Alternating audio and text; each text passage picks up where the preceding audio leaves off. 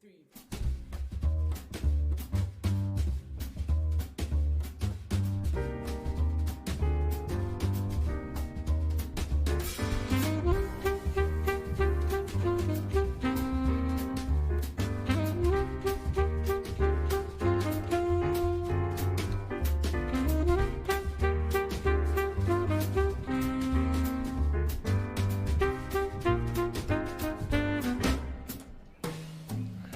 Guys, how profesh was that intro? Right? Hey, I someone got goosebumps. Right? And the choice of music, like what was that little Mediterranean vibe? Yeah, I don't know. And the stills made it look like we really knew what we were doing. As la manette viet. It is 6 o'clock on a Monday, Absolutely. not Friday. Yeah. And here we are, the second season of Cooking for a Cause. Welcome, in Dave's everybody. kitchen. Welcome, everybody. It is the second season, which means some people kind of like the first season. Otherwise, we wouldn't be back here, would we? Exactly. And it's been 5 weeks since we had this grand finale of our first season. And Sarah Williams was named as our first inaugural winner of Cooking for a Cause with Dave. And what an emotional night that was, hey? Yeah, it was just unbelievable. And everybody was there. You know, there was excitement and incredible dishes were cooked. You know? Absolutely. Yeah. In a short period of time, Yeah. under a lot of pressure. Yeah. I mean, some of the contestants could hardly speak. They were so nervous and their families were emotional and trane was daar, and it was absolutely amazing. And I think for many of those contestants, even the ones who didn't make it to the final, said it was a life-changing experience. Absolutely. And here we were just talking nonsense in your base. Meanwhile, you know, we were doing some cool Back stuff. at the ranch. And yeah, back at the ranch, back in Dave's kitchen. Oh, I'm Marcel Gordon, by the way. That's David Higgs. We forgot, you know, because you're just visiting in Dave's kitchen, just like we're going to be visiting in other ordinary Joe Burger's kitchens in the next while. We're back for a second season. The big difference being this time around, the first season we did some great work with the guys from the Inner City Can Collective, and this time around, after much deliberation, because there's so many people who still need help. Yes, we're out of hard lockdown, but we're still feeling the repercussions of the coronavirus pandemic and the lockdown, and especially the impact on your industry and the industry that so many of us love, the restaurant industry. We've decided to make our cause this season the Eat Out Restaurant Relief Fund. Dave, tell us about them. So I think, you know, obviously it's very, very close to home. Every single day we chat, we drive past, we see restaurants have closed down. So many of our industry have lost their jobs, you know. So to be able to support them through this restaurant relief fund, that's exactly what they do. It's for people in our industry that have lost their jobs. It's basically to keep kitchens going in retirement villages and for the frail and the needy, for schools, you know, that they provide meals for their kids. Absolutely. So that's what this restaurant relief fund. So it's a great cause, and you can go to the Eat Out website and there's lots of info there on it. And it really, I mean, the restaurant industry was, along with the tourism industry, which it's part and parcel of, one of the industries hit the most by the pandemic. Yeah. And we really, it almost gave us an opportunity to really get to know the hearts and minds and souls behind this industry that often we take for granted. Exactly. And what it takes to keep a restaurant going. Yeah. You know, it's not just, I want to open a restaurant and Bob's your uncle. You know, you really have to pour yourself into it like you do with Marble and Saint and all the restaurants you were involved with before. And I really think there's a new appreciation of what goes into putting those plates of food in front of you, and also an appreciation of all of the staff involved in the kitchens, front of house, and all of the people who provide produce for those restaurants as well. So that's the Eat Out Restaurant Relief Fund. Throughout the next few weeks, we'll find out more and more of the work that they did during lockdown, and there's some exciting projects that they're working on. And the Hardy-Does have joined us as well. They seem to agree, in full agreement with the work being done by the Eat Out Relief Fund. So we'll find out more about them throughout today and the next few weeks, and especially the finale as well. So we're back. We've got 4 contestants who have started cooking about 15 minutes before 6 o'clock, because we've got a new format. We're going to be here for an hour and a half. Yes, we heard you. You want more of Cooking for a Cause.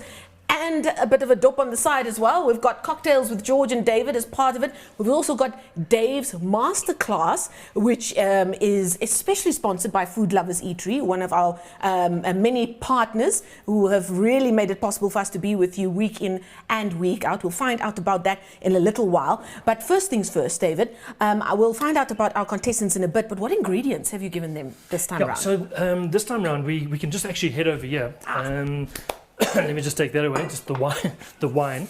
So guys, we've got various ingredients. We've got beautiful fresh salmon, we've got aubergines, selected mushrooms. Yes. Yeah. Enough already. The Hadida Whisperer, that's who he is. And my poor neighbor, they always land on his roof. Red onion, ginger, spring onions, a little bit of sour cream. I've got some apple and avocado. So it's a really nice basket. It's a mixed basket.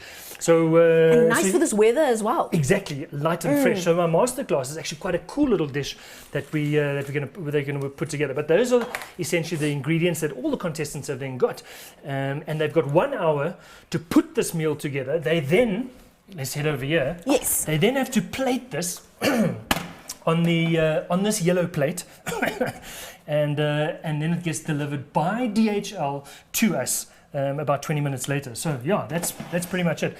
It's intense. You get 1 hour. They've only just got the ingredients. What they are allowed to do is that they can use from their pantry. So things like spices, salt and pepper. Salt and pepper. Please use salt and pepper. So just no finished sauces and that kind of thing. So and once they've decided what to do, they've done it. They'll plate it up very pretty on their La Crusade. Do we say La Crusade or La Crusette? Le Creuset. La Crusade. You see, I've had this argument over boozy dinners far too often. I'd like to say that I was right, whoever's watching right now. La Crusade plates, they'll be plating that on, giving their dish a name. For those people watching us for the first time, it's all part and parcel of that. They'll take a little pic, and DHL, our proud new sponsors, will be delivering those dishes within the hour and a half. So you don't go away at 7 o'clock, you stick with us, because in the half an hour after that, Dave will actually be testing and judging those dishes live on the show. So that's the new innovation for the show. So those are the 4 contestants we're going to meet in a second. But for those who are watching in other parts of the country, because when we started this was in lockdown, we couldn't really move around that much. And, you know, the magic of online broadcasting can only do so much. Our contestants for Dave's Cooking for a Cause, they're all in Johannesburg. But again, we heard you. Everybody else watching from other parts of the country, they also want to be a part of the show. And that is why we've brought in a virtual competition, Dave, which is going to allow those who are watching in Cape Town, in Paternoster, in Lusikisiki, or wherever you might find yourself, in Limpopo, you can take a note of the ingredients for this week. Unfortunately, we can't send you the ingredients like we do with our 4 contestants, but you can take the ingredients and do what you think should be done with those dishes and show off a little bit. Take a photo of it and post a story on Instagram, and you tag Dave Higgs, is his name, in case you don't know yet, and you tag Premier Lifestyle as well. But all of those details, Premier Lifestyle SA is the Instagram account you need to tag, and then you too could stand a chance to be named as one of the winners of our virtual competition, and that will be named tomorrow night when you also name the winners of tonight's judging as well. So. Exactly.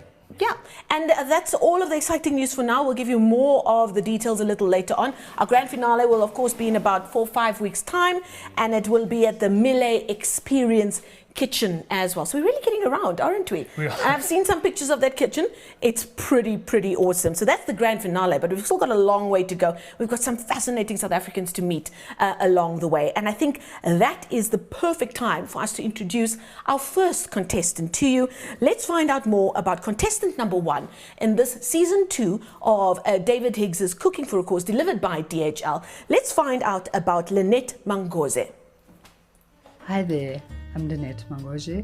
I reside in the West Rand and I love cooking. I'm a mom, I'm an entrepreneur, and I'm also juggling between a 11-month-old baby as well as doing my MBA. So yeah, super mom is part of me. I love cooking, and hence I entered this competition. I just love the fact that you're cooking for a cause, meaning that you are there reaching out to others who are in need.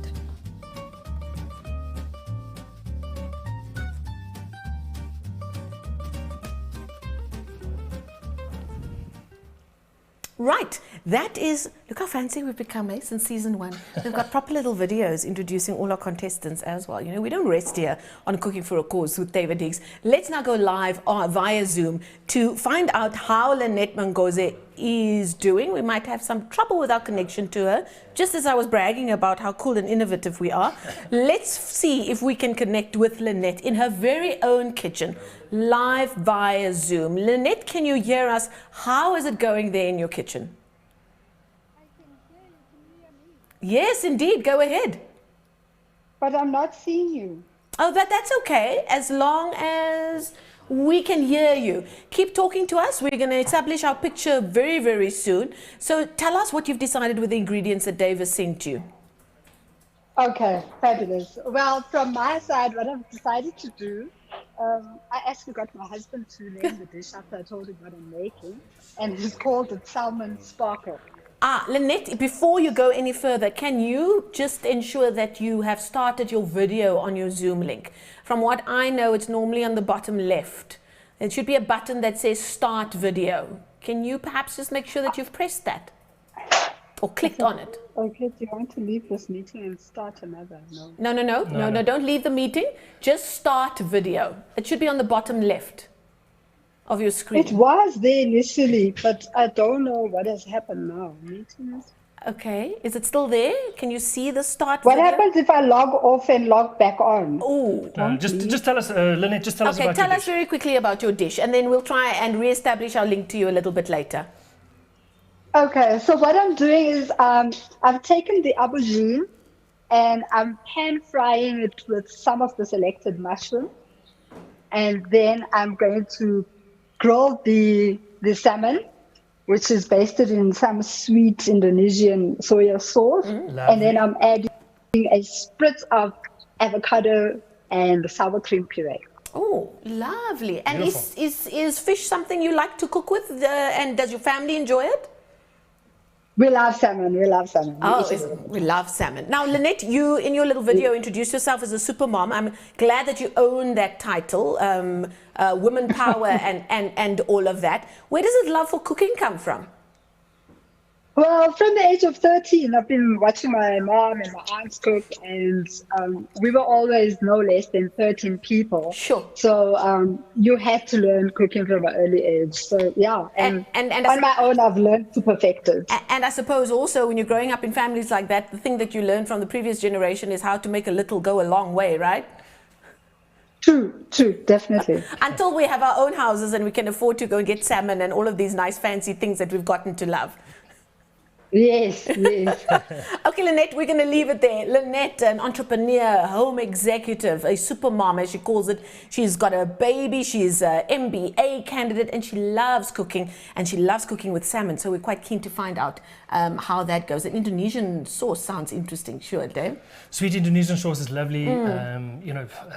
I like the salty, sweet character of that. So, and it always works well with salmon. Yeah. Just got to be careful you don't burn it. That's the only problem. Yeah, and I suppose also not for it to be too overpowering, because you really want the salmon still to be the star of the show. Right, that's Lynette. Hopefully we'll get to see Lynette. She's a gorgeous lady a little bit later. But it's become our mantras during lockdown to either unmute yourself or to start your video. It's just become part and parcel of daily life and meetings. So that has followed us here at Cooking for a Cause. Let's go to contestant number 2 now, Dylan Johnson. Let's find out more about him. My name's Taryn Johnson. I'm 35 years young, passionate about food. I've been cooking since I was 5, and some of my other hobbies include mountain biking, trail running, rock climbing, and as much cooking as possible. If I can cook outdoors, even better. It's my favorite place to be. Working in my garden, fresh veggies, it's like nature's supermarket. That's the best part. Just walk outside and get whatever I need, and food is life.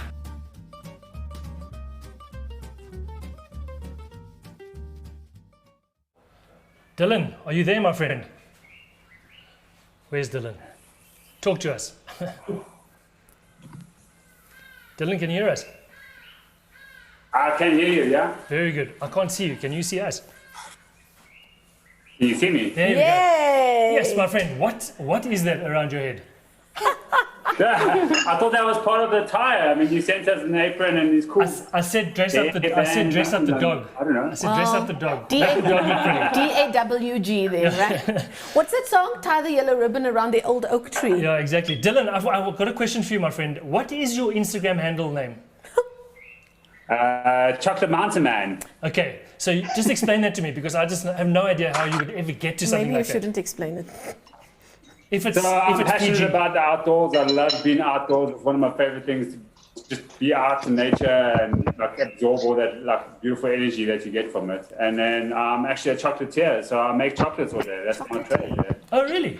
Chocolate yeah. Man Mountain. I like the sound of that. Yeah, I'm impressed, my friend. So Good job. I currently run a factory in Benoni. We manufacture handmade artisanal sugar-free chocolates. Wow. Noah chocolate.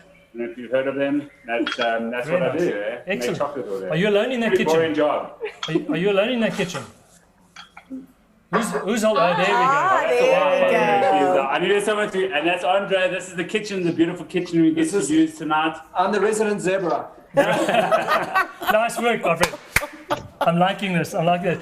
So Dylan, just Super zebra. Yeah, we're, Or super springbuck, maybe. okay, Dylan, yeah, show we're us. just drinking wine. Yeah, The exactly. sidekicks are taking over, David. No, The me too. sidekicks are taking over. Dylan, show us what you're cooking, my friend.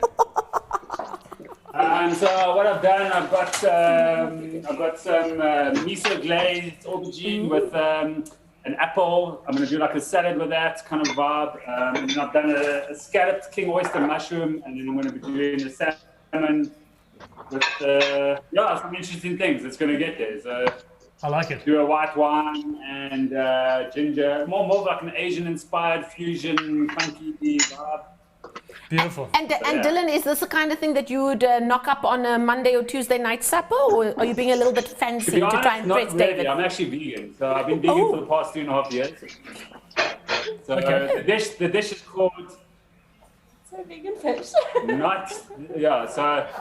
I'm sure the fish was the fish was the salmon was vegan at least, so that was a good thing.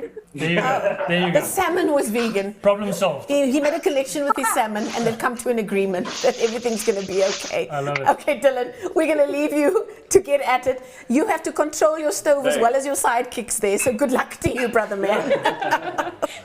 Contestants, we have 28 minutes left. Contestants, we have 28 minutes left, and you have to have your meals packed and ready to go. Who's next?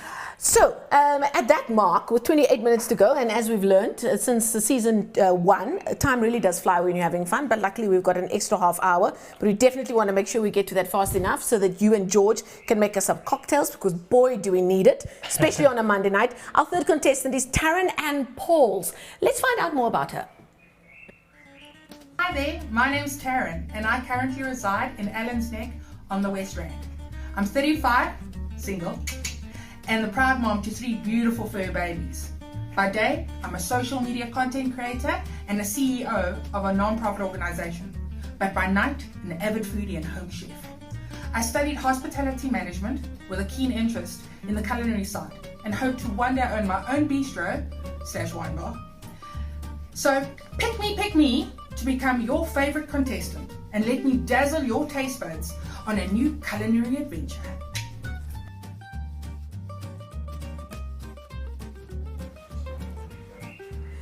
Right, that is Taryn Ann Pauls, right? And a little skouertjie.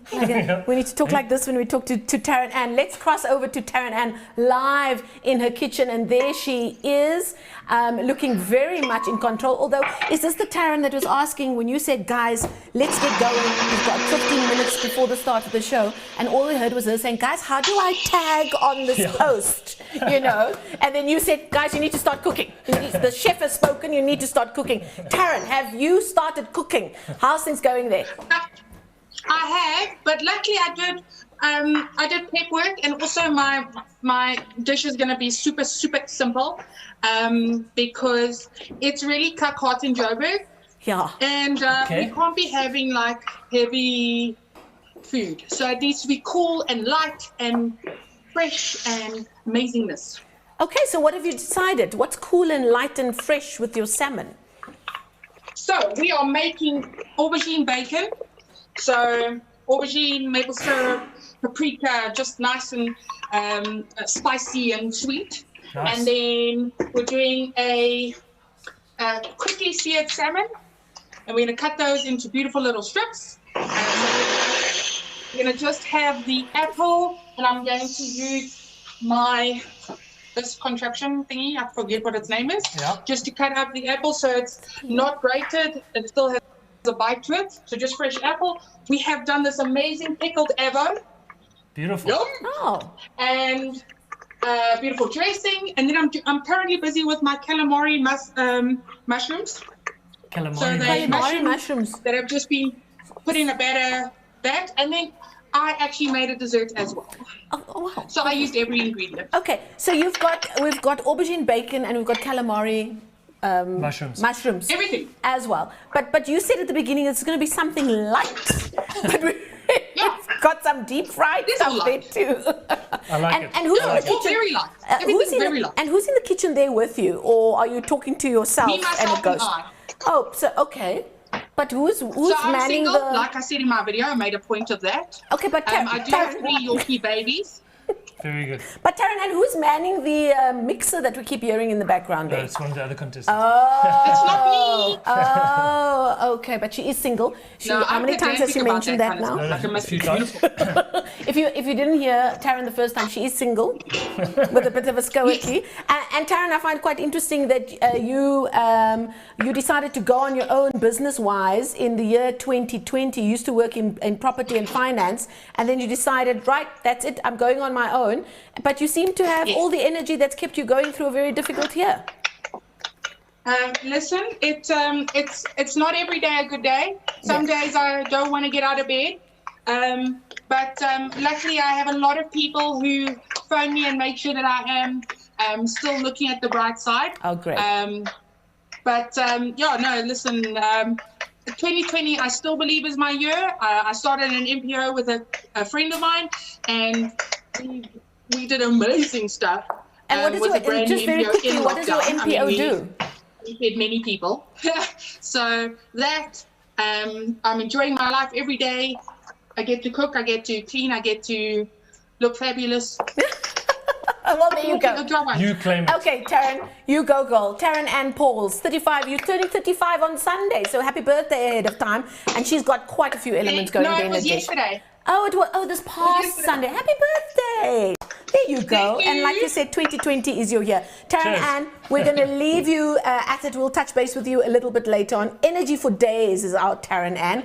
But gosh, she's got quite a few elements going there, Dave. She's got a lot going on, but interesting stuff. I like it. I like interesting stuff. Yeah, aubergine bacon and the what? The calamari mushrooms. Calamari mushrooms. Very, very creative. Right, let's move swiftly along. Our contestant for today, contestant number 4, Catherine Lisa, who is in Edenvale here in Johannesburg. The Vale. The Vale, indeed. Let's find out more about her. Hi, my name is Kath. I'm 42 and I hail from the Vale. By day, I head up the media and channel integration for a large insurance company. And over lockdown, I realized that my number one hobby was eating out. So the chance to participate in Cooking for a Cause, where the proceeds go to the Eat Out Restaurant Relief Fund, is really close to my heart, because the restaurants have given me so much joy and pleasure over the years, and the chance to give something back is amazing.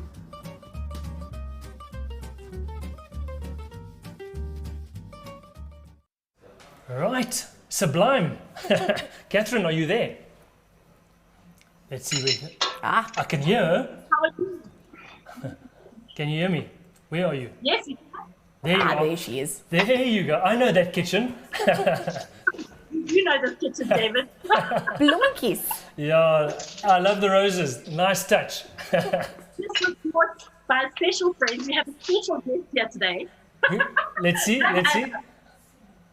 Hello. Hey, Hi, Kath. friend. There's Kath as well. So these are all part of the little community that we got going. Online, The online yes, on community. So Instagram. Are they 30 Seconds fans or Cocktail Hour are fans? Well, both. Both. Both. Yeah. So Sublime, Sublime is your Instagram name. Kath, what are you cooking? So we are making honey and soya glazed salmon with a very zesty salsa and an avocado cream and some pickled mushrooms in a balsamic balsamic dressing. So Lovely. yeah, whole lot of different flavors and tastes. Love it. You mentioned that you obviously love supporting the restaurants and you love eating out and so forth. Where does your love for cooking start? So my dad always used to come home from work and he used to cook. 1 second. Oh, yes. Yes. And he used to cook for pleasure and to relax after work. And yeah, we just, as a family, we always loved cooking. And yeah, ever since then, I've just loved cooking. So I've traveled around the world with the pursuit of restaurants. Oh, wow. Excellent. And that, of course, has gone out. That's gone out the window this year. But look at you in the kitchen, doing it for yourself. Catherine, we're going to touch base with you a little bit later on, just to see how things are going. So all the best. That's Catherine in Edenvale. And just very quickly, I believe Lynette is available on video now. Let's see, because we couldn't get a video from Lynette a little bit earlier.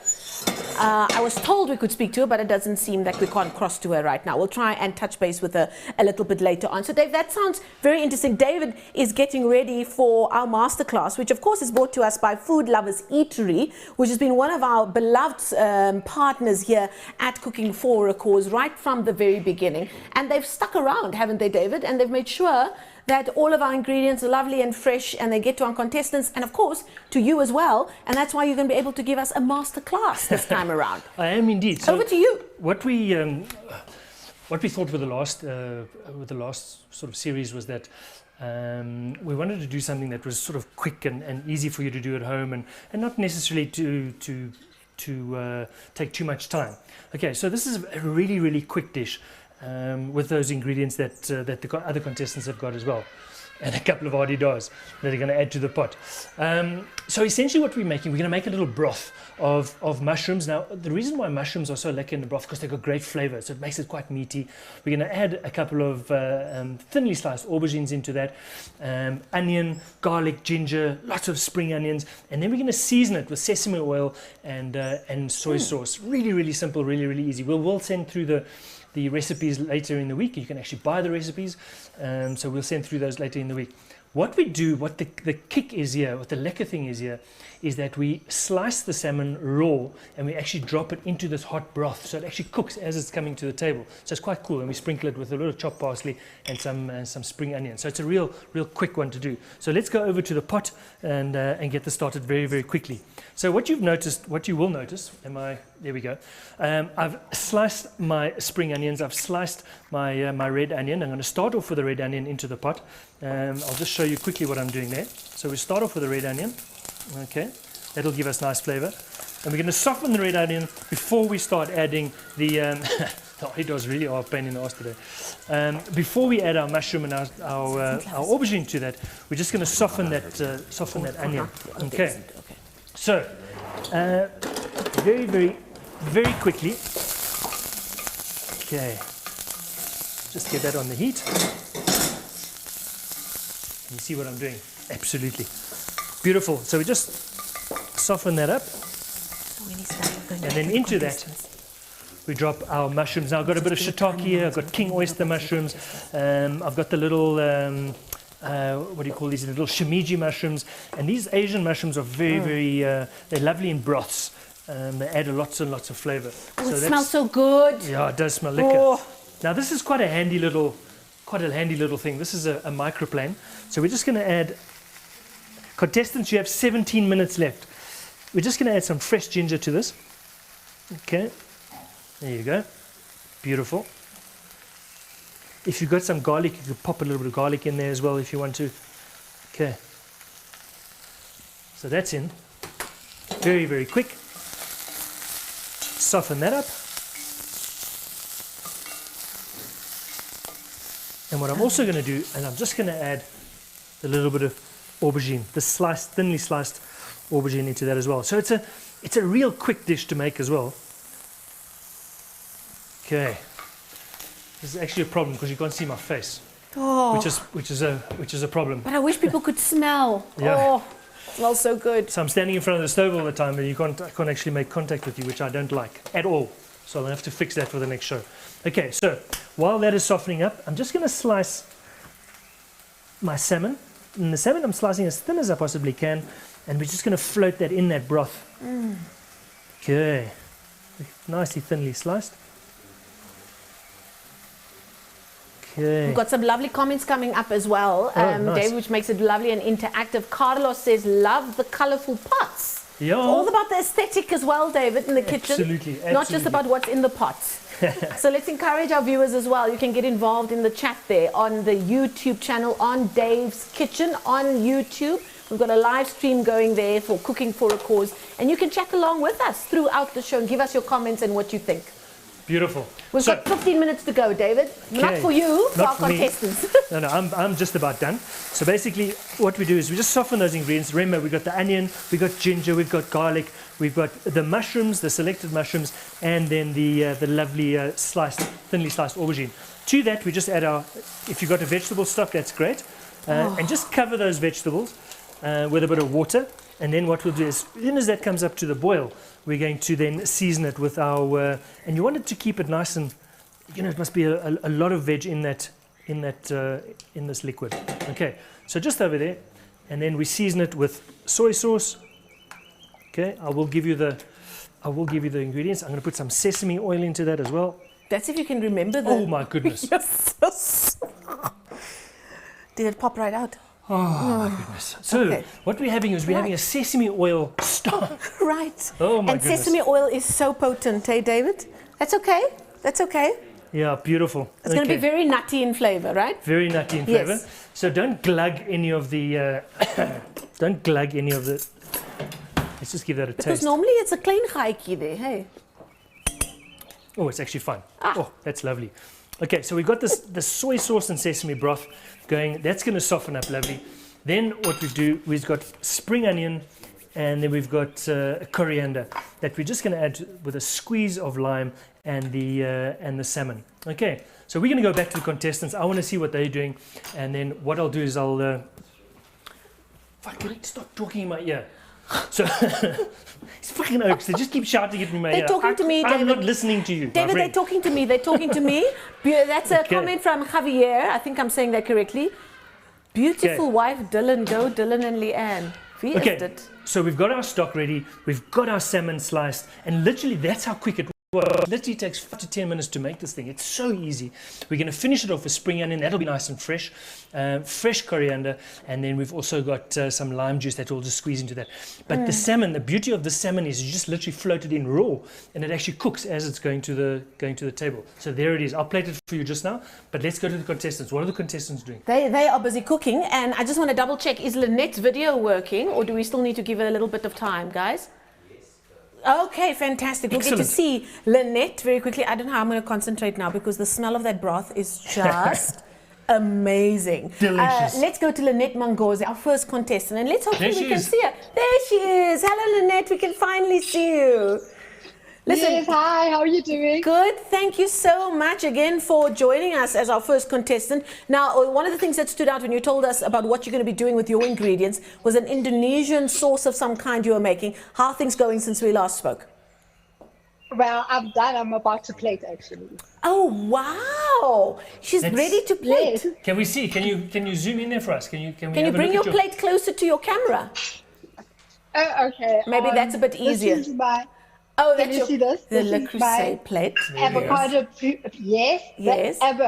What color is this? Turquoise. Yeah, Turquoise something like Le that. Creuset plate. Okay. And I've got my avocado as my base. My avocado puree with spring onion and sour cream. Oh, lovely. And then I've done the mushrooms, selected mushrooms with my aubergine. Oh, Beautiful. lovely. Is it there? Beautiful. I'm going to add it. Yeah. And then I've already grilled my salmon, so I'm ready to plate. Beautiful. Beautiful. And the thing about salmon is it doesn't need that much time on the heat, does it?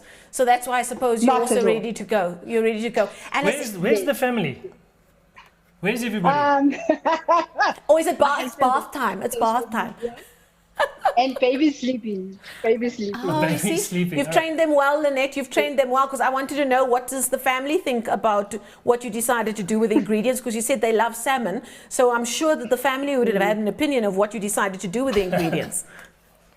Yeah, well, they'll find out later. I like it. Listen, she doesn't take any prisoners, this woman, eh? Super mom, she calls herself, and I can see why. That's Lynette Mangoze, who is really cruising ahead. She's ready to plate up. And we have, what's our time check there, guys? Yeah, but how much time do we have left? Right, they've got 10 minutes left. Let's find out how Dylan Johnson is doing. Dylan, with the yellow ribbon around his head and some sidekicks he really needed to keep into check. Yeah. Let's find out how Dylan is doing. What's happening there in your very vibrant kitchen of Mr. Zebra, right? That is his friend. His friend, Mr. Zebra. Ooh. Oh, the camera's become a bit... What's happening, buddy? Camera work has become a bit dodgy. The zebra hat has migrated. I like it. Let's show us into the pots there. Show us the pots and pans. What's going on? How far are you? So I've done my salmon, I've done my scalloped mushrooms. They're just sitting here in a nice pan. I've done my tempura shimeji mushrooms, which I did. I've done my sauce. Beautiful. Lovely. And my salad. Well, I know it doesn't look like a salad, but it kind of is a salad. I don't know. It's kind of fusion, so I'm just winging it as I go and see how it goes. You know? And what did you decide? Remind me again, are you keeping the salmon whole or are you slicing salsa, it up? There we go. Nice pineapple and smoked chili and coriander salsa. Yeah. And remind us again, what are you doing with the salmon? Are you slicing it up or are you keeping it whole? As a vegan, No, what did you decide to do? I've cut it into a nice, I don't know if you can see, I've done it into a baton, so it should be perfectly cooked, I'm hoping. Okay. Beautiful. Yeah, so that's going to go with some nice shimeji, tempura mushrooms, and hopefully everything works together, all my elements. When was the last time you ate fish, Dylan, seeing as you are a vegan? Pardon? When was the last time that you ate fish, seeing as you are a vegan? Probably 3.5 years ago, to be honest. But you feel like you've got your spicing right, your seasoning right for your salmon and your cooking time right? Yeah, so I've cooked the fish separate to all the sauces and everything, and I've tasted all the sauces separate, so that I know that the fattiness from the salmon will work with everything else that I've kind of put together. And I suppose because you're vegan, you decided that your side dishes will be stars of their own as well. Well, that's the idea. I mean, that's what I'm trying to create. Fantastic. As much as I'm cooking the salmon, I would like to create, I want to cook it with as much integrity as I can and give it as much love and respect that it needs. That's the gardener speaking. Dylan, what are you calling your dish? And hopefully that shines through and David approves and we'll see what happens. We'll see. Dylan, what are you calling your dish? What are you going to be calling your dish? The salmon was vegan. The salmon was vegan. Okay, great. So that's Dylan Johnson. He's going to be plating on his Le Creuset plate, and the good folks at DHL will be delivering it to Dave's kitchen here in Johannesburg live while you still watch the show. Very, very interesting. I don't know. I'm watching them and I'm smelling your dish. And it's a little bit confusing. Let's move right along. Contestant number 3, David, Taryn and Paul's. Let's find out how things are going. And as you can see, the comments are coming through. The Shahs in SA, remember the Shahs? Yeah. One of our finalists in season 1, and now you bring on the Asian vibe, Dave. Go Kath. So that's one of our contestants from the finale of the first season, Taryn also watching. Yes. How are things going? I've now got into overdrive because I think I was fapping around a bit. Yeah, possibly. So, possibly, I mean, really, isn't that big a deal? Okay, well, Taryn, everything will be done. You've got 8 minutes. You've got 8 minutes left. And okay, so everything's done except plating. Okay, good. So you got 8 minutes left until DHL pick it up from your door. So make sure that it's plated. Make sure you take the photograph. And what is the name of your dish? The single salmon. The single salmon was also loved. In summer, single salmon. I like it. Okay, now she's going like a Boeing. Yeah, she was the one that was worried about how do you tag things on social media. Meanwhile, back at the Raj, Keku Khan say no. Right, that is Taryn and Paul's. We're going to leave her there. She's just turned 35 yesterday, so happy birthday to her. And a single salmon is what she'll be dishing up and having DHL delivered to us here. Moving swiftly along, Catherine Lisa, who, what is her Instagram handle, David? Because you've gotten to know her well. Sublime. Let's find out how Sublime is doing. Is it sublime in your kitchen, Catherine? Where's Kath? There she is. Ah, there she is. How's it going? Yeah, going very, very well. We're about to and it's at the moment. Okay, so listen, you've only got about 5 minutes left. So just remember, DHL will be picking up. So you need to make sure that you've taken a photograph of the dish. What are you calling your dish? What's the name of the dish? I think this is called dinner in 30. Ah, you see, I see what you did there. What did she say? Dinner in 30. I think it's tribute to the 30 seconds. I'm going to claim it. I'm going to claim it. And is your assistant helping you, or is it more just for moral support? No, she's very good. She fills up my glass, Yes. which is especially necessary at this point. Look at them having a ball. I love Okay, it. we're going to leave it there. Megan Adams commenting on the live YouTube stream on Dave's Kitchen channel. Single ladies, exclamation mark. And before that, Demiso commented, Dylan, exclamation mark. So people are really getting involved there on the comments page on your YouTube channel. And Love it. that's really also created a different for getting community for you, involved. hasn't it, Dave? Yeah, definitely. I think, and we really want to encourage that. You know, get involved, chat to us, ask the questions, and we'll see how we go. I think what I would like to do is I'd like to see the final plates. As the contestants are plating up. So what I'm going to do is I'm actually going to plate quickly. Okay, of course. And then And you... look at this, strikkie. A strikkie. Eh? Dylan put that to good use at the beginning, He did, but that's he did gone out indeed. to the window. And do you Okay. see how wobbly the video work got there in that kitchen? The second time that we did that. So Dave's going to plate, which has been an education in this kitchen, I will tell you that. If you watched the first season, we had the great bead incident of the first season. Yes. Okay, so just to finish up very, very quickly, I've got my stock here. I'm going to serve it that up. smells divine. Yeah. And it perhaps really you does. need to incorporate the extra sesame oil now. Okay, so I've got to use a bowl. So I'm using the Le Creuset as an underliner. So I'm just going to get all these vegetables in here. Just make sure that you've got enough stock so that when you put your salmon in, that the salmon then cooks. Okay, so we just get that in there. It smells as good as it looks. Oh yes. All right, and then what we do is we just lay our salmon in that this beautiful hot stock, and by the time it gets to the table, It would have cooked. it literally would have cooked. You know, it's beautiful. I'm going to top that with some spring onions that I've chopped. It's a nice fresh spring onion. I'm going to put some coriander on there. Beautiful strips of coriander. And guys, did you see how quick that was? Did you notice how quick I put that together? And then just a little squeeze of lime. Okay. And there you have it. Listen, this is my kind of dish, eh? Hey, That is something else. And there was a little bit of a blupsy in the beginning. In your opinion, you thought you put in too much sesame oil. I did. But because sesame oil can be so powerful. Exactly. But it smells divine. Yeah, and that's in the end, you great. said it tasted fine. So Absolutely. yes, roll with the punches as we do in the kitchen. But that looks magnificent. Can we check how the contestants are doing? Can we do that, guys? Let's find Can we out go from the back? team if we can we go back to the They- contestants. They should really be plating up and getting it to the DHL delivery guys. There we they go. are. All There of we them go. there. If the contestants can all hear us, I don't know what's happening over there. I think Lynette has probably gone to meet DHL at the. Oh, there there she we is. are.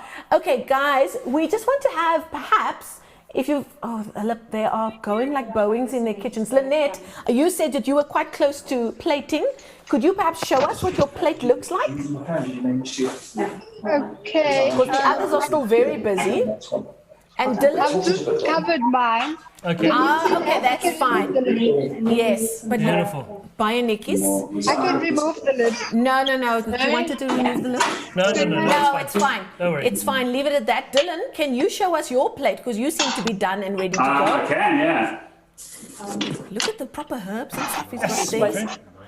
So Guys, this you've is what got I'm 90 making. seconds. 90 seconds 90 left. Yeah? seconds to plate. Dylan has plated, Lynette has plated, and has tied the ribbon around her dish. And we see that Catherine, sublime Catherine, is busy dishing up, and Taryn Ann is flying through her kitchen. Yeah, I can see that. Back and forth, back and forth. Time and motion, Dave. Love it. That's what my mom always used to teach us. Okay. Okay, on their beautiful Le Creuset. Oh, there we go. A little bit of seasoning.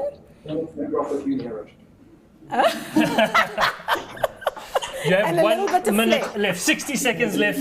Please take a photograph of your plate, a nice photograph of the There plate. we go. Lynette is taking a picture of her dish. Dylan, don't forget to take a picture of your dish. I've got some nice photos to send them to you now. And this is where the adrenaline really kicks in, doesn't it, Yeah, Dave? and especially for home cooks and people that don't do this on every day. No, absolutely. Because normally you just say, just hang on. I know we've set the table. Can you just take it easy? The food will be there in a minute. Right. Lynette's turned off her 30 camera. seconds left, guys. 30 seconds and it's all over. So Sublime looked like she was the last one to put her stuff together, Yeah. even though Taryn Ann seemed to be. 9, 8, 7, 6, 5, 4, 3, 2, 1. Tools down. Tools down, lads. Stop the clock. Put your cloth, your plastic cloths on top of your beautiful Le Creuset plates. Look at Lynette. She seems very chuffed with herself. She does indeed. So does everybody else. Dylan is putting that little yellow ribbon around his plate. Taryn, wat gaat aan? Taryn is pulling very funny faces. She's got the Glad wrap there in her hands. Half of a fish is still on her kitchen table. Chaos. Chaos. Phew, I'm sweating on your guys' behalf. Right, guys, you need to get that all wrapped up, ready for DHL for collection. And in 20 minutes or so, I'll be tasting the food right here in my home. Congrats, everybody. Well done. You guys did amazingly well. And I think for us to find out more about DHL, we can watch this right now. Oh, no, we can't watch it, unfortunately. Okay. So DHL, the kind folks who have come on board for the second season, and they will be collecting all of these beautiful Le Creuset plates, as you could see them putting it together there. I was actually starting to sweat just feeling that adrenaline. Do you still feel adrenaline like that when you're putting a special dish together, Dave? I think, yeah, absolutely. Every day in the restaurant. I think the day that you walk into a restaurant, you don't have those butterflies, is, then you must actually stop doing what you do. I just want to get back to DHL. The reason why we have this relationship with DHL is they also got involved with us during lockdown. They delivered all our books for us, over 500 books. And let me just pause you there, because we move along so quickly. As South Africans, we're so resilient. We went through this massive life-changing pandemic during this year. We're still battling it. Our health minister and his wife was just tested positive. The danger isn't over, but we do have to move around more responsibly with each other. But at the heart of it, it was a dark period for people's lives, for businesses like yours, and you decided, right, I need to do something to try and help my staff get through this very difficult time, because our doors were closed and we need to still help them put food on the table. Tell us very quickly, for those who weren't watching back then, what did you decide to do and how did DHL get involved? Yeah, so basically what we did is we had our book, the Mile 8 book that I put together of basically my life story of cooking, and then DHL delivered it for, I think, for no charge, over 500 books. I think we're close on 1,000 books now already, and all the funds that we raised from that went to our staff, so it was really, really very special. Anyway, so massive thanks to DHL, and again, getting on board. And this is what makes the show pretty unique, is that the food's going to come to me now from all over Joburg, and I love that about it. And while you continue to talk that, I actually just want to take this plate with me, but I'm going to step out, because to remind people very quickly, when you come back, there'll be a tall ponytail gentleman, but don't worry, there's nothing wrong with your broadcast. That's George. George and Dave are bringing their very popular cocktail hour that became very popular on Instagram during lockdown, and they're bringing it to you live here on Cooking for a Cause, so that you too can be part of it, and that by the time the dishes arrive with DHL, then we are for away and in a good mood to taste all those beautiful dishes. So I'm going to step aside very quickly so that George can come in with all of his equipment, and that broth is going nowhere because it's mine. Right. Okay.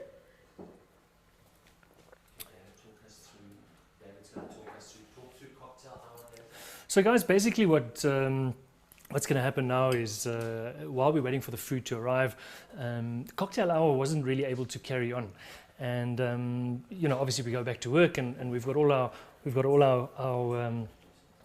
our normal responsibilities to go back to. But it was such a massive part of lockdown for me that I thought it would be great to incorporate in this, and George is just an absolute cocktail king, so it'd be lucky to involve George and get a professional's view on making cocktails. Cocktails become such a large part of our lives, and I've literally regained a lot of respect for bartenders, and also just taught myself over lockdown to do these different types of cocktails. So yeah, there we go. Georgie! There he is. Lekker man. Are we talking about?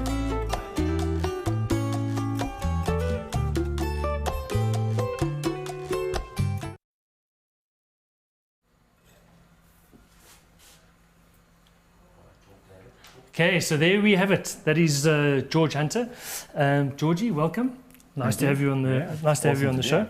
And I just, obviously Bacardi have got involved with us. You'll tell us a little bit more about Bacardi. Yeah. But what are we going to be doing tonight? So we're going to make 2 drinks. One is actually a competition drink, one that I'm going to represent South Africa in Miami next year with. And then a drink that I think will go very well with the dishes that the contestants have actually created. So it'll be a nice pairing for the dishes that are going to come through at DHL. Excellent. So tell us, get yourself sorted here. Do you want to make your drink first? Do you want me to make my one? No, you go. Yeah, you go. We're going to need some ice. I'll bring the ice. Cool. Okay, so the first drink that we're going to make is actually called Cazador. Cazador is my surname in Spanish, for those that don't know. It's a drink that I won this year. I won Bacardi Legacy. Obviously, because of COVID, things got delayed, but I was supposed to go through to Miami and represent SA on the global stage. That is still happening, luckily. It's just happening next year, May. But I'm going to show that drink to you guys live now. It is the whole idea behind Bacardi Legacy also is to have a story behind the drink. It's not just a once-off floozy cocktail made in a cocktail competition. You've got to promote the drink, you've got to push the drink, and you've got to show people, what the meaning behind the drink is. And thank you, Chef. Pleasure, my friend. One of the biggest things behind Cazador and my cocktail is the idea of pushing through when times get tough. And obviously this year and how tough times just appeared for everyone is perfect testimony to you got to get up and keep going, because no one's going to do it for you at the end of the day. You got to just knuckle down and work as hard as you can. Perfect. So the drink is more than just a cocktail, it's a whole story as well. Okay, so do some cool spins and stuff. So always works. Come on, George. So for my drink, we're going to use Bacardi Ocho or Bacardi 8. It's got a nice 8 on it, so it shows you how long it's been in oak barrels. So we're going to do a nice big measure of that. Normally 50 mils for South Africa, but it's cocktail hour on a Monday. We're going to do 60. I like it. Yeah, a little extra rum. 10 extra mils. 10 extra mils. Yeah, and it's 43% in South Africa, where everywhere else in the world is actually 40%. So in SA, we like our booze a little bit stronger. Aged because rum. we are hardcore like that. Yeah, we are hardcore like that.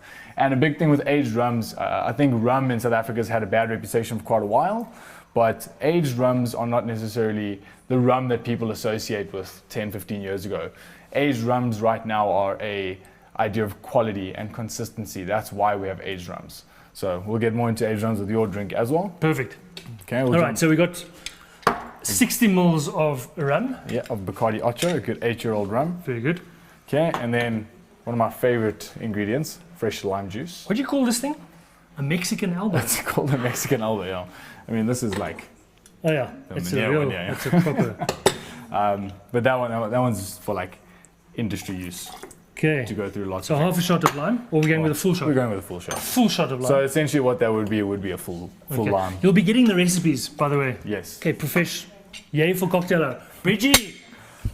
Yeah. Right. A little bit of maple syrup. So there's 2 ways to do this. You can either buy the real maple syrup and then you don't need to dilute it, or you can buy the flavored maple syrup and then just water it down a little bit so it mixes into your drink properly. Perfect. But this, maple syrup, lime, rum. Kind of like a daiquiri. It is a little bit of a twist of a classic daiquiri. Rum, lime and sugar. Very good. Yeah, quick cat. I like it. Yeah. I like it. And the main twist would be a good quality creme de cassis. For those that don't know, creme de cassis is a black currant liqueur, commonly found in drinks like a Cœur Royal would be the most notable classic drink. Beautiful. It's also a very underrated ingredient. It's very strong, so we're only going to do 5 to 10 mils. Too much and it'll overpower the drink and you'll pretty much lose your cocktail to the cassis. You didn't put a hell of a lot in there, George. No, but very specifically, it'll kill the drink. Oh, yes. Absinthe, not in the shaker, in your glass. Pour a little bit. We're going to rinse the glass with absinthe. I don't know if you want to shoot that, but you don't have to. Okay. We'll get back to the absinthe. No, we won't. We definitely won't be shooting that. So we just... Oh my goodness. So we just... This is quite an interesting thing. So we actually just flavor the glass with the absinthe and then pour the cocktail into that. Correct. Yeah. So what it does is it's an aromatic pairing for cassis. So all the flavors that are there, the drink by itself is great, but then the absinthe brings the drink to life. It kind of rounds everything off and makes all the ingredients pop. And this glass is called a Nicanora. Nicanora. Yeah. Hey? How cool is that? Very beautiful. I like it. For those that don't know, it's better than a martini glass. Yes. Definitely going to say that. Okay. Okay. and hand scoops. Yeah. How many blocks? 6? 5 blocks, chaps. 5 blocks. Yeah. So a good amount of ice is always a good idea. More ice, the better. Yeah. So it's a pretty simple drink. Rum, lime, maple syrup, cassis, and then the absinthe is just a rinse or an aroma. Beautiful.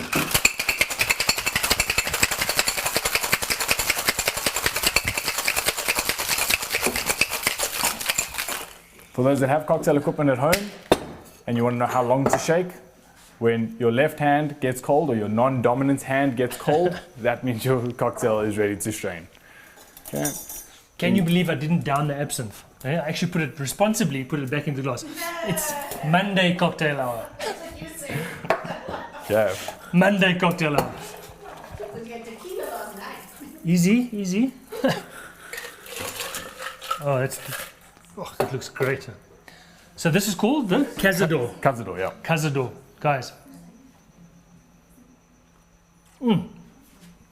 Yeah. So the lime in that is just perfect, huh? Don't you think? Beautiful. Okay, guys. So the next one. Yes. The next one. How good is that? Move all this out the way. So let's just quickly do this. So we've got various ingredients here. I'm going to use a bit of the San Pellegrino as well.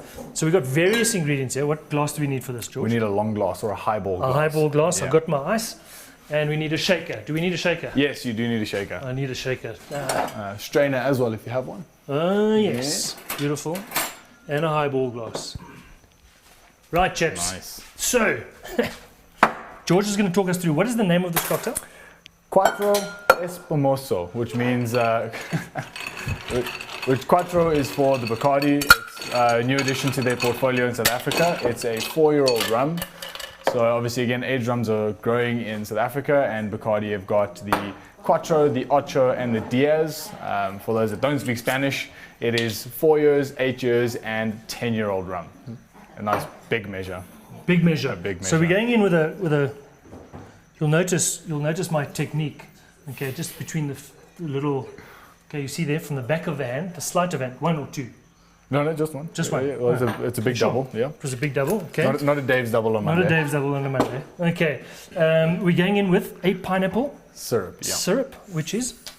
Yeah. So pineapple syrup, super easy to make. The best way to make it, you take a sugar, water, and a fresh pineapple. You make a sugar syrup 1-to-1 ratio. So what that means is if you use 200 grams of sugar, use 200 grams of water. Pretty straightforward. And you blend it with fresh pineapple. Please use fresh pineapple. Don't use any essences. Yeah. It never ever works out. Half of that. Half of that.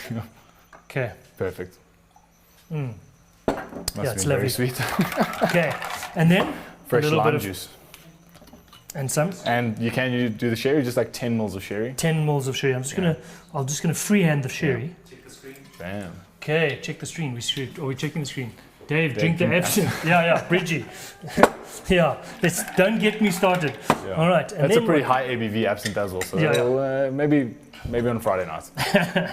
Okay, we're going in with the lime. Yeah. A whole lime. Yes. Okay, so we need another half. Yeah. There we go. Go with a whole lime. There you go. Beautiful. Okay.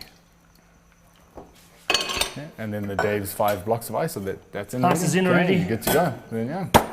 Okay.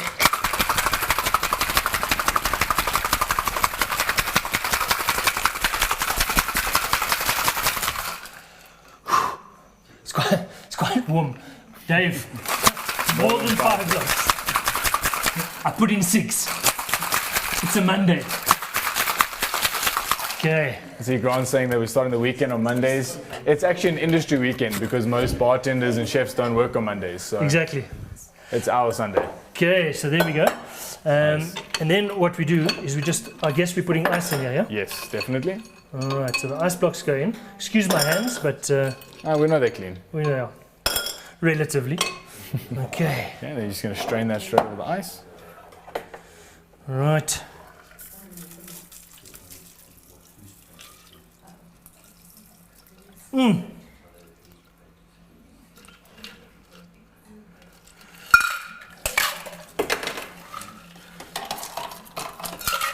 That is actually a technique before anyone queries it. It's called a shake and dump.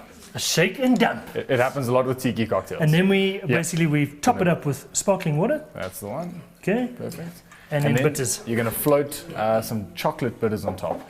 So this is chocolate bitters, chaps. Yeah. It's not. Yeah, you can do a good couple of dashes on Oh, that. really? Yeah. Are we not stirring it? No, you're going to drink it through the bitters. Jesus, chaps, is that enough? Yeah, that's good. Right. Okay. So there we have it. Look at that. And this is called again? Quattro Espumoso. Just the chocolate on the nose of this is unbelievable. Eh? It's like very dark cocoa. Yeah. Kind of. 100%. Rum on a Monday. Hey. Ooh, sorry.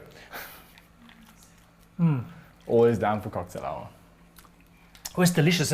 It's quite savory. It's not too sweet. Yeah. The chocolate is bitter, which is lekker. And the chocolate and the rum always work well together. Of course, you can definitely use this, make an old fashioned. I mean, you can make a variety of drinks from this. The full cream sherry also just kind of adds that hidden depth in the drink. This Cazador is unbelievable. Thank you, chef. Good job. Good job. Well done, Georgie. So yeah, so guys, on a Monday we're going to be doing one of each cocktails, and so we'll carry on with the tradition, and just a massive thanks to Bacardi for getting involved. Yeah. Some great brands to work with. Absolutely. Some great brands to work, and also, excuse me, just a lovely variety. I mean, I was Googling, I think it's called the Difford's Guide. It's a Difford's Guide. Diffordsguide.com. Difford's Guide. I mean, there's thousands of cocktails, so you can really have a lot of fun. All right, or so get hold of us, and we'll let you know what to make with the ingredients you have at home. Exactly. Yeah, that's the other thing you can do. Yeah. Good job. Thanks, George. Awesome. No worries to me. Cheers, you, chef. Yeah. To Monday cocktail hour. You've taken the nice one. Yeah, I have. Okay. Cheers, everybody. No. All right. So, chaps, what happens now is that we wait for DHL to come. We're then going to taste. I'm just going to clean up here quickly. We just need to do a little bit of a cleanup, and we then wait for DHL to come, and we're going to taste through those dishes. I want you to see the dishes, so we'll come up close so you can see the dishes, and then I'll give a very, very quick breakdown of what those dishes are. So if I can just clean up here just a little bit, and then make some space for our plates, because what we're going to do is we'll taste right here. These cocktails are bloody good. I'm not going to lie. I want to just drink the cocktails for the next 20 minutes. Yeah, exactly. I feel like everybody would be happy then. Perfect. Okay, David, I'm coming to join you. Get ready. Excellent.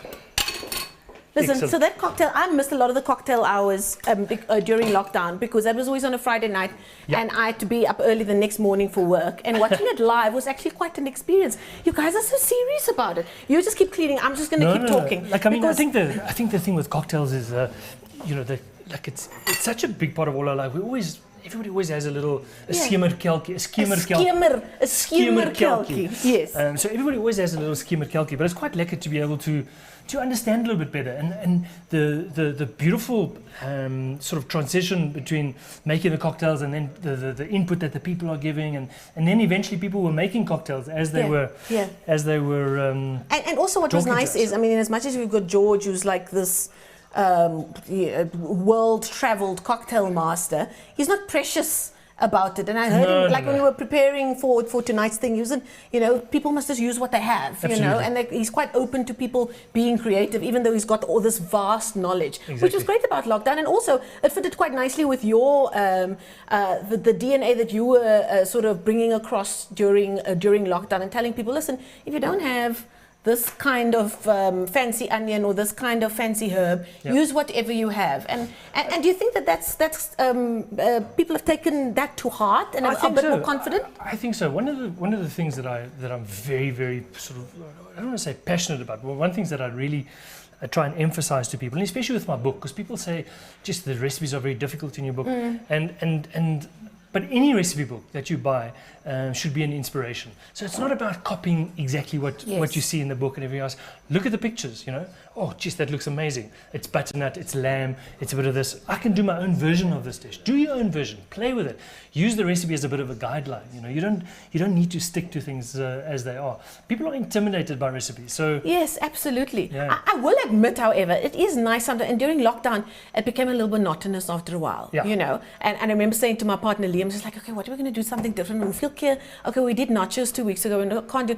And then you go, and we've got all these stacks of recipe books that you've collected over the years, just because you're fans of the chefs and that kind of thing. And then you open up at Mal. You open up. I've got a few from Ruben Riffel as well. And he was just like, no, come on, we've only got time. Exactly. Do you know what I'm saying? Exactly. Let's marinate this for 8 hours because Ruben says you should. Or Rick Stein was in Venice, so let's see, what do we have in the freezer that goes along with one of these dishes? And it kind of helped with the monotony, didn't it? Yeah. And I'm sure it helped with your own monotony as well. I think that's the thing with cooking, and the old way of cooking is that you had time, so I was doing all these casseroles and all these roasts, things that take long times, and because you're at home, because you're at home, you can watch it, you can sort of keep an eye on it. It's not like you're rushing through dinner, and I think that for me was a great sort of comeback to those classic dishes. Absolutely, and then also you spent a lot of time in the garden as well. Yeah, my garden, you must see. But your garden is starting to look fancy now, hey?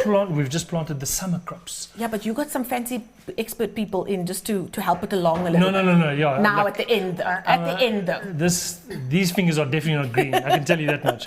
Yeah, so but the roses did okay under your watch. The roses did okay. The Just Joey's. I now know Just Joey's just because of you in lockdown. But now listen, as we are talking away here, the DHL people are out on the streets picking up the dishes of our contestants, the cloches, on their beautiful Le Creuset plates. They all have a different color. We'll find out about them as they arrive. But we believe Dylan, one of our contestants, he's just had his first interaction with the folks at DHL. And we're gonna cross to him live as the comments keep coming in. Never use a recipe, just ideas, says Yogita there on the live stream on YouTube. Keep those comments coming in. Dylan.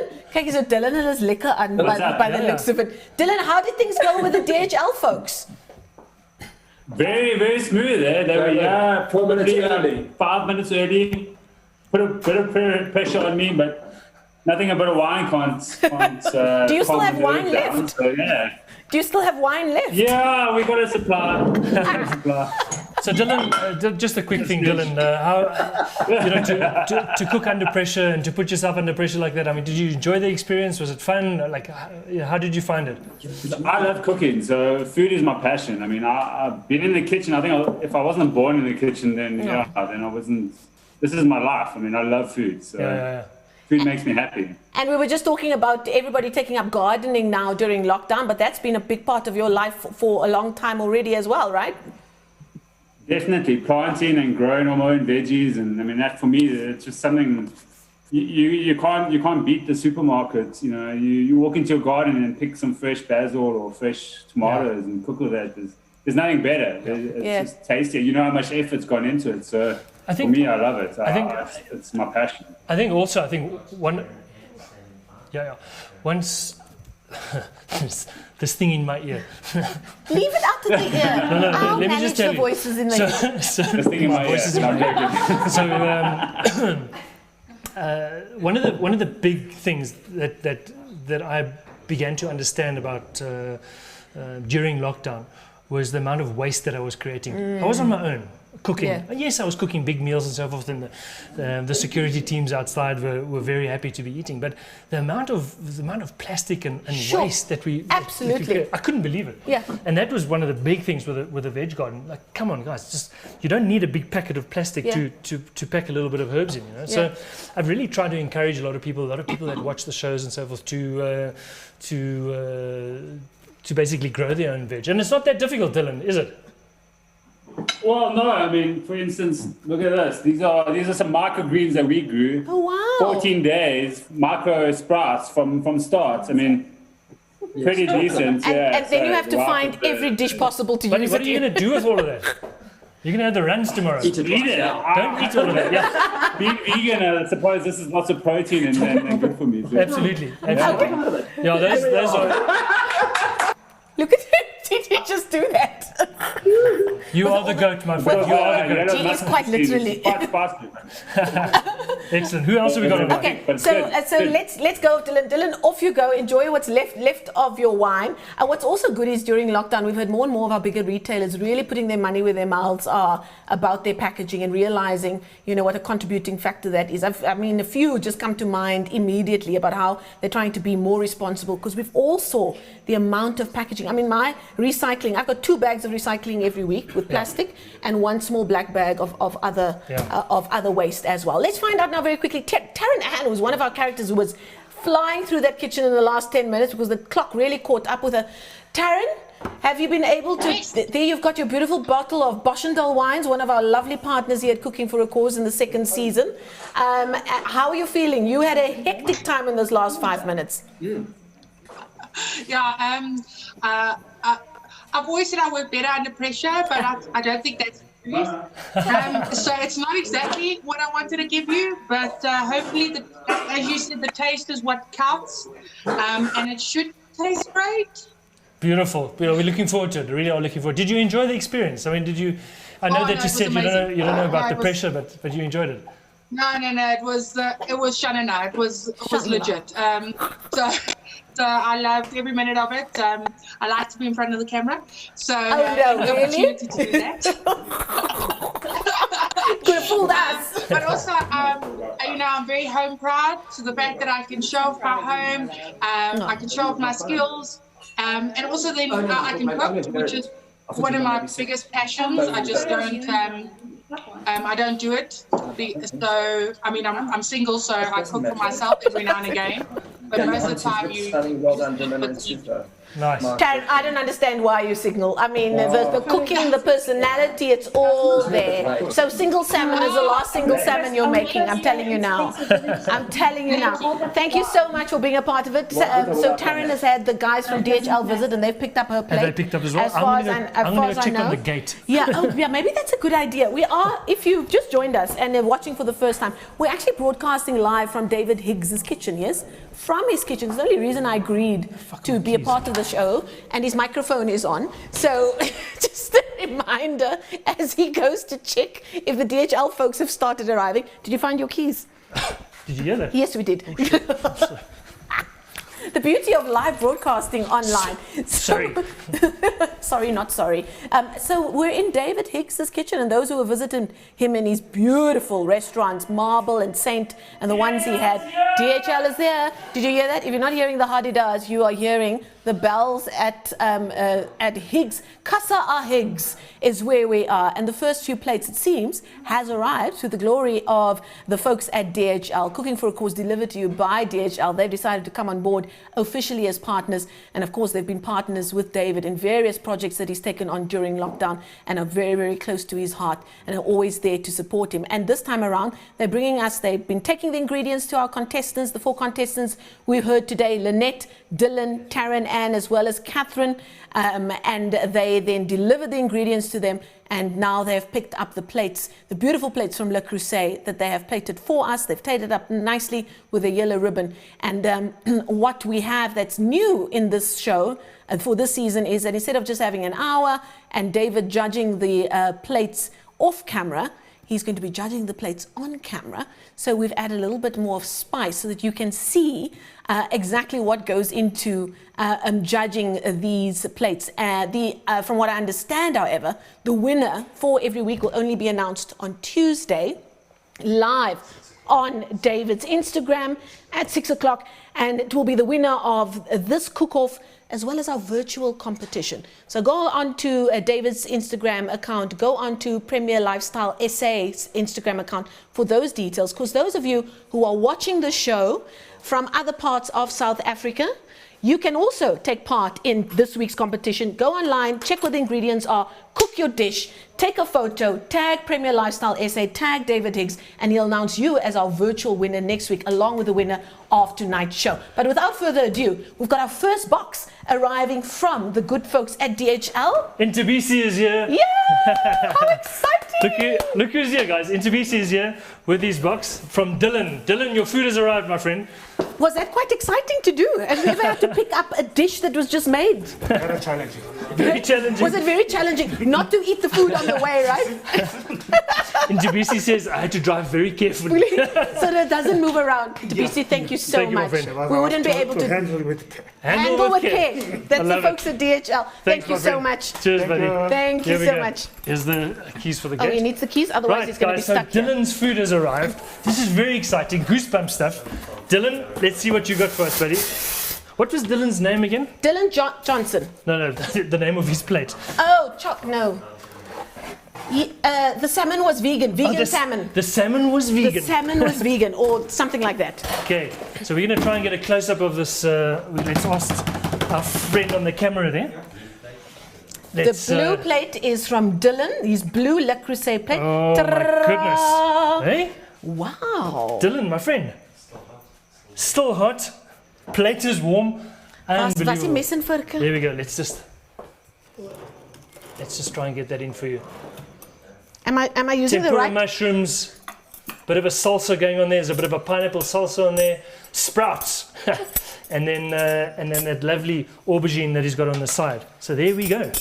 Are you tasting now? Am Yes, I we are taking? tasting. No, we I've are got tasting. messe and vorke. I didn't. Is this your fancy knives and forks? Did I take it from the right drawer? It's beautiful. Because you know you've got weekday knives and forks, and then you've got fancy knives and forks normally. There you go.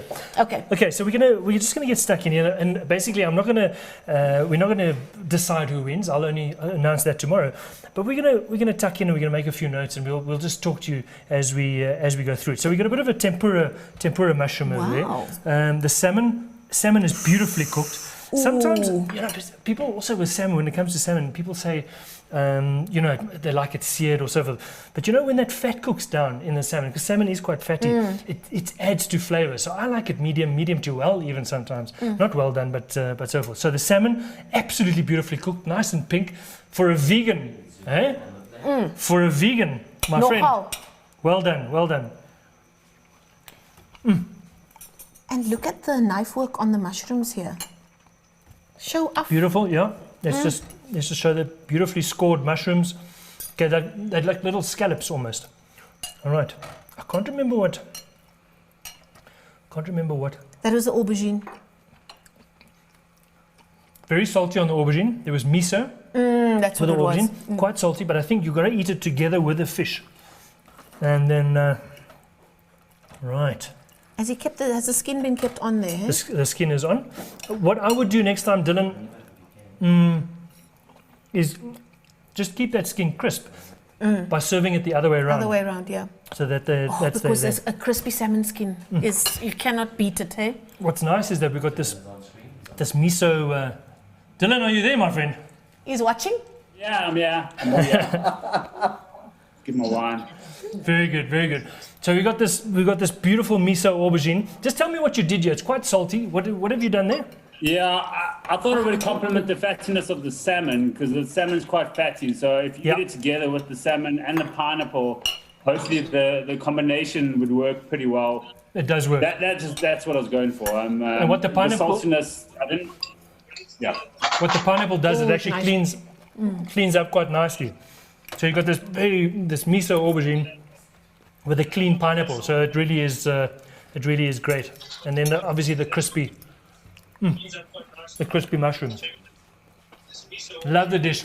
Can't believe how well you've cooked this fish. Absolutely spot on. Absolutely spot on. I love that pineapple salsa with it. Is delicious. And that's his micro herbs from his garden. Yeah, nice greens there, buddy. The goat. Just to give a bit of that the horseradish flavor, Beautiful. Definitely, yeah. Really good.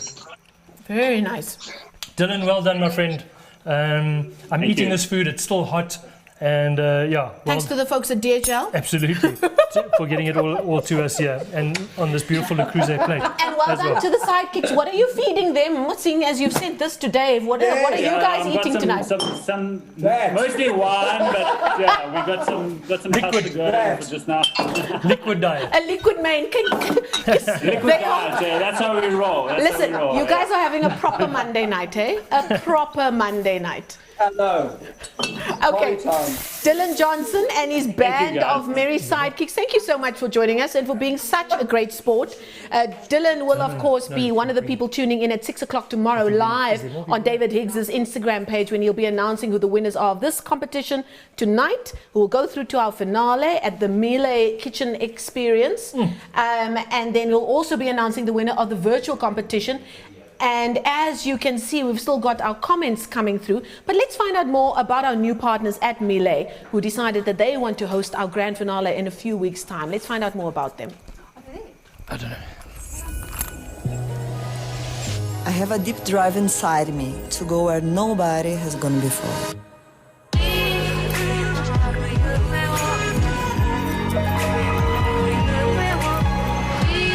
それはつまり創造性を新しいレベルまで引き上げることなんです。 The new Miele Generation 7000 range is designed to be more intuitive than ever before, packed with groundbreaking innovations for consistently perfect results.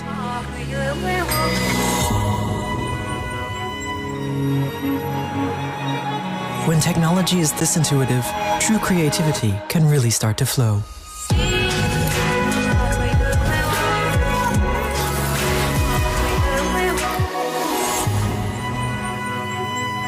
Redefine perfection with Miele.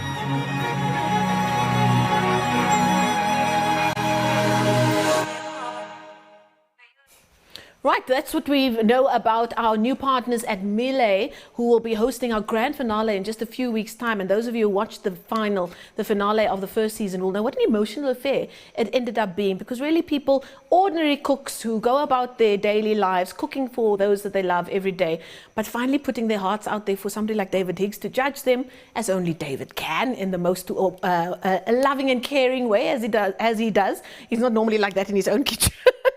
At his various restaurants as well. So we'll be hosting that finale at the Melee Kitchen Experience, and we'll find out who is the first contestant to go through to the finale tomorrow night, 6 o'clock on David Higgs's Instagram page, and he'll also be announcing our virtual competition winner. If you've just joined us, but you can see, if you go on to David's Instagram page, you will be able to find out what the ingredients were tonight. And if you think you could do a better job than some of our contestants tonight, but you are outside of Johannesburg, do yourself a favor, get those ingredients out of the fridge, cook up a storm, take a picture, post it on your Insta stories on Instagram, tag David Higgs as well as a Premier Lifestyle SA, and you could be the winner of our virtual competition for this week, and that will also be announced. So this is the second season of Cooking for a Cause with David Higgs. We've got various partners involved, one of them being Fatties and Monies, who was a partner from us right from the beginning. Fatties and Monies, of course, a very well-known brand of pasta in South Africa, but introducing their Bellissima range, which is the very top of the range, 100% Durham wheat pasta. Let's find out more about them. Fatties and Monies, bellissimo. Fatties and Monies, ottimo cibo.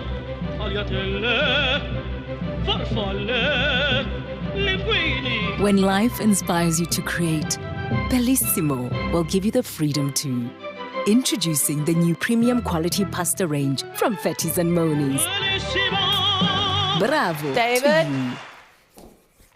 Oh, right. You would have heard that. I was just shouting to find out where David is. He's keeping an eye on his gate. I've just sanitized my hands. You know, these are the times that we live in right now. David's gone to check the gate because we're waiting for 3 more of our boxes to arrive from our partners DHL, who've just decided that they want to be a part of this madness that we do week in and week out live here on Dave's Kitchen YouTube page, which has been getting quite a bit of traffic. Is anybody at the gate? Are we still waiting? We're still waiting. Okay. And also new to season 2 of Cooking for a Cause are our wonderful friends at Eat Out and their Restaurant Relief Fund, which has done amazing things during lockdown in an industry that really bled during lockdown, because restaurants were one of the first businesses that needed to be closed because of the numbers involved. David, talk us through them. Yeah, basically, as we said in the beginning, you know, my relationship with Eat Out has been a long-standing one, and after working with Inner City Can Collective, I wanted to do something a little bit more direct and more relative to my industry, or more related to my industry, should I say? So it was an obvious choice. Obviously, we chatted to the folks there, and everybody seemed very, very happy with the with the association. So the show is about having fun and having a bit of a jaw, and but all for a good cause. But we mustn't forget that there are people out there that are struggling, and this is a nice way to look after them. Do you think what your industry has gone through this year has brought you together as a collective? There's no doubt. Leon Tomlin from the Chef's Warehouse, was one of the first guys to sort of put almost pen to paper kind of a thing, where he called it some, hashtag job saves lives. Saves lives, yeah. And, I remember interviewing him about it as well. Yeah, exactly. And we all got involved. We all bought into it, and everybody was just doing. Macho was very, very busy with her charitable, the Isabello Fund absolutely. in Franschhoek. So a lot of the kitchens, even though they were closed for business, a lot of those kitchens were so busy because they decided we can't just sit here and watch not just our staff but our communities around us go hungry, and they really got stuck in, didn't they? There were tons of vegetables being delivered, there were tons of food being delivered, and the chefs were essentially in the Franschhoek area. We were getting together, and they were processing all of this for the schools. So it definitely brought everybody a little bit closer together, and we definitely talk a lot more now. And it took us as restaurant goers behind the scenes to sort of that heart and soul of what keeps a restaurant going. Speaking of heart and soul, one of the people that became almost familiar with you during lockdown is Catherine Lisa. Sublime is her Instagram account, and she took part tonight as one of our 4 contestants. She did. Catherine, have you had a chance to catch your breath? How did your dish go, and what was your experience handing your dish over to DHL? Were you a bit nervous? The first question I want to ask is the other Catherine still sober? Because that's generally the problem. The 2 Catherines. Absolutely fine. Yeah, you see. I'm joking. Right. Right. Okay, Catherine, you know what? Stand by. We're going to keep you on camera because we've got a second dish that's arrived. It's actually your dish, funnily enough. No. Johannes. Johannes has arrived, chaps. Johannes You're live. You're live on the internet, on YouTube, Johannes. Thank you very much. Thank you so much. Thank you so much. All the best, though. Thanks for taking care. That's Johannes from DHL. And bye. Sublime, your plate has arrived. Okay. So this is Catherine's dish, right? Yep. Is it red? Yes. It's the red Le Creuset plate. Let's bring Catherine back. There we go. Catherine, your dish has arrived. Met 'n blommetjie vir David. With a blom. I love it. Okay, let's she just also take has this. a Just Joey. You hold that. Oh, donkey. Okay, let's just take that out. We're on a red Le Creuset plate, yeah? Okay, where's that camera? Can we get this? Can we get a close up on that? Oh, wow. My goodness. Look at that. Beautiful plating. Wow. And look how lovely that plate's been. He's zooming in there. Okay, so let's just keep it there. Kath. Yes. Gosh. Look how well DHL delivered this. Everything in its place. Impressive, huh? Okay, that is amazing. So just talk us through. So we've got a puree here. What is the puree? That is avocado with a little bit of Tabasco and sour cream and a little bit of lime. Beautiful. Salt and Beautiful. And then the salsa? Then the salsa is pineapple, it's got apple, red onion, a little bit of jalapeno, and some cilantro or coriander. Beautiful. And then a little bit of lime and salt as a mix. And then the mushrooms are pickled in a little bit of balsamic vinegar and then just put in afterwards. Lovely. And what have you rubbed on the fish? So the fish has got a honey, soya, and chili glaze, with a little bit of garlic and ginger. Beautiful, beautiful. So, as they say, the proof is in the pudding. Get stuck in. The proof is in the taste. The proof is in the eating. The proof is in the eating. Yes, that too. Sorry, who said that? Okay, this glaze is lovely. It's got a lovely, almost like an umami taste to it. Ooh. I was like, ooh, mommy. Oh, mummy.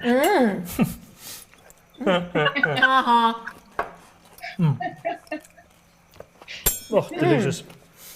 The salmon again, just absolutely beautifully cooked. Really well done, Kath, on that. I'm loving this. I'm loving this glaze. The glaze is not overpowering. Very subtle. It's very subtle. It adds a lot. And also the avo puree, the avo and lime puree is lovely. It's a creaminess that it adds to the dish. Look at the knife work on the, was it apple? Baie look. Beautiful. Awesome. Yeah. So all these fresh, clean flavors then. That's very nice. Especially for the weather that we have at the moment. Just the absolute perfect dish. There's a comment there from Cassia Pierce on your YouTube channel, Dave's Kitchen. Kath, that travelled well with 3 exclamation points. Thanks to the folks at Johan at DHL. What a beaut. Nothing moved around on that plate the entire way here. Both plates were absolutely perfect. So there we go. Sublime, absolutely sublime. Well done. So to the 2 Kaths, enjoy the rest of the wine, and thanks a million for joining us. So we're just waiting for Taryn's plate, and we're also waiting for Lynette's plate as well. So that was the red plate, was Kath's plate that was brought to us by DHL. So far so good, Dave. Beautiful flavors. I hope you're making mental notes. Yeah. Sure. What I quite liked about hers is it's very fresh and light. Very fresh and light. Because I mean, often when you're using soy and honey and that kind of thing on a fish like salmon, it can sometimes be a little bit too overwhelming if you're too heavy with the hand. So that was beautiful. That was beautiful cooking by Catherine, and it just arrived here in a beautiful positioning as well. And guys, in your slippers, I think a lot of people who are watching for the first time are probably a bit amused. Yeah, so the slippers are obviously also a massive part of lockdown, but more importantly, as in everything that we did during lockdown, it has a meaning, and the meaning behind obviously the slippers is National Slipper Day for Reach for a Dream, and Reach for a Dream is obviously an NGO that I do a hell of a lot of work with. And, you and our good friend Dan Nickel as well. Yes. You guys were very active. Didn't Dan fall off a bike at some point when you were doing something for? Let's not get into that. No, shall we talk about him? Let's just say Dan is not an athlete. He talks to a lot of athletes, but he himself, not so much. Not so athletic. Anyway, but... okay, so we are in season 2 of Cooking for a Cause. If you've just joined us, we've had our 2 boxes arrived from our friends at DHL. They have brought us the dishes by Dylan Johnson as well as Catherine Lisa.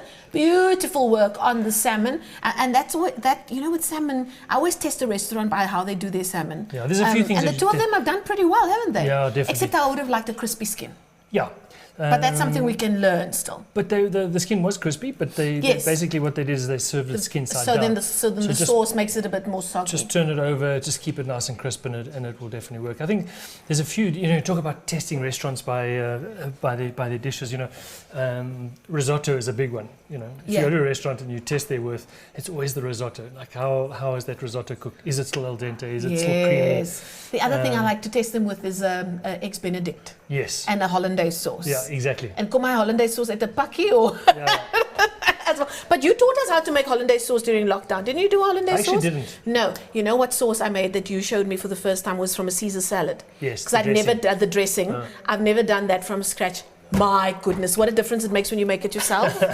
And it also teaches you how it should taste. And it must have that anchovy. I went through a very heavy anchovy phase during lockdown. Yeah. And like I said, watching people like you during lockdown, I didn't know you could put things like anchovies in a lamb dish. We just did a lamb dish in our house a couple of weeks ago, and I said, I'm getting the anchovies, and Lee was like, what? I'm like, trust me. Yeah. Well, it's seasoning. It's that salty. That's beautiful. So it's a seasoning. And people think, but it's so potent. Yeah. But the little thing, it disappears, and all you're left is that depth of flavor. Absolutely. And we've really learned a lot. So we're joined by Lynette. We're still waiting for Lynette's dish to arrive. Dave is going to go and check on the gate because we are broadcasting live from his house, because sometimes the gate bells don't work and that kind of thing. Let's cross to we're across to Taryn Ann. Taryn, we're still waiting for your dish to arrive. It is on its way with our friends from DHL. I don't know if you've been watching our live stream. We've now tasted the dishes from Dylan as well as from Catherine, and yours is about to arrive. Are the butterflies busy there as you sip on your Bosch and Dell wine? No, you know what? It's I'm now. There's nothing I can do. There's no worrying that will help me. I can only hope that I've done enough, and the fact that I did a dessert as well as a main puts me ahead of everybody else. And what's quite nice about all of this, you're not in this alone. We've got lots of people watching live on Dave's Kitchen, David Higgs's YouTube channel, and people are commenting. The Shahs in SA, we know that she was one of our contestants in the finale the first time around. I like to test a restaurant by their margarita, she says, exclamation mark, because we're talking about what the dishes are that we order in restaurants that we test them by. Do you have a dish that you test a restaurant or eating entertainment place by? Yes, so I probably have one for each meal of the day. Definitely a hollandaise sauce, if you can do an eggs benedict the way it should be done. My brother's got many stories about where I've embarrassed him, where I've offered to go teach the chef in the kitchen how to make a hollandaise sauce. There we go. And then also a steak.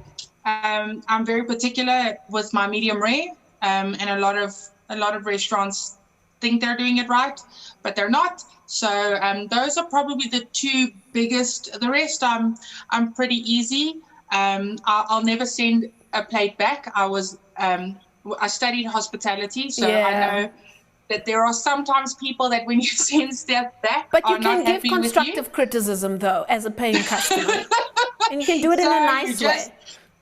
Yeah, so I normally just eat it, and then I say, just in future, don't do it that way. So I can just imagine what my critique's going to be. But you know what? How many opportunities do you get for David Higgs to try your food? And also David does it in such a that's amazing. And he does it in such a nice way. You actually can't hold it against him, you know. And like I said, I've learned so much just from watching David during lockdown, and other chefs who've taken to social media to keep themselves sane and keep them busy. What have you learned from watching people like David during lockdown? Oh, you know, actually not from the cooking. Just his personality. We're talking about you now. Just finding the happiness in doing the videos and making it fun. That kind of stuff. Lockdown was hard for a lot of people. We have an NPO, so we know how many people struggled. I struggled some days, and sometimes you just need somebody else to be goofy and funny and act like a weirdo. Careful. For you to recognize that it's another day, the sun's come up. You can only look at the good in it and look for the brightness in the day. Absolutely. And if you're privileged enough to have a fridge full and cupboards full of food, make yourself something interesting and learn something new, right?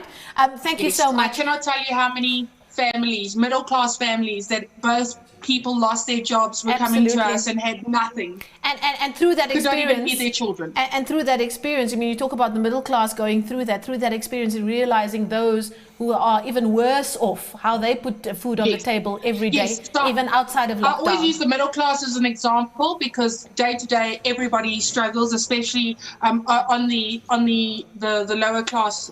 I hate the word class, but on the lower income bracket. But they make do. I think when you become middle income bracket, you don't know how to make do when the shit hits the fan. And it made us all go back to basics. Taryn, thank you so much. Taryn Ann Paul's one of our contestants. We're waiting for her box to arrive. The folks at DHL are on their way with her dish so that David can have a go and have a taste and make his little mental notes before he announces the winner tomorrow live on IG. I'm actually just making some notes now. Oh, good, yeah. Before the wine kicks in and you forget. Let's join Lynette now. Lynette Mangoze was one of our contestants tonight. Let's join her now after the adrenaline rush of getting her plate ready. Lynette was very cool and calm during the competition, and her plate was really long before the time ran out. Lynette, are you with us? There she is. There she is. Lynette, is the baby still sleeping? Because you still look so relaxed and at ease in your kitchen. Where is she? Let's see her. Come. You must just unmute. Just unmute yourself, Lynette. Unmute, please. Talk to us. There you go. Oh, we can't hear her. Is she still on mute, guys? Hi, there we go. Oh, there we go. We can hear you. We just need to hear a bit more of her. Oh, there's the little one. We want to see your baba. Oh, Zena, man. Oh, look at her. Oh, hi, look at her. She had a good nap. Hello.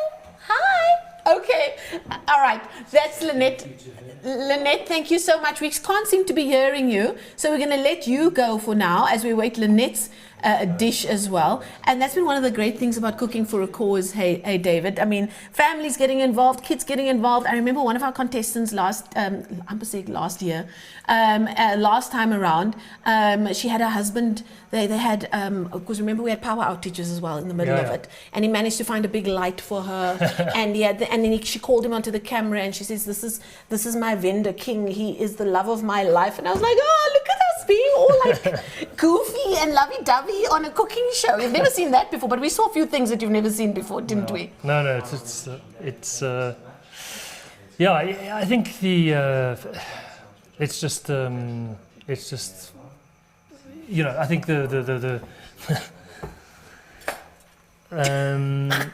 I think the big thing for me with what happened, sort of, especially with last season and so forth, is is the camaraderie that there was. You know, everybody's chatting to each other, and there's this love, and because we're all going through the same thing. Yeah, and all about food essentially.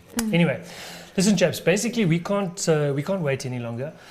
People have got things to do tonight. we will be chatting to all the contestants. We'll be showing you all the plates tomorrow at 6 o'clock. We will also then tell you who the winner is of tonight, and who will then go through to the final in 5 weeks' time.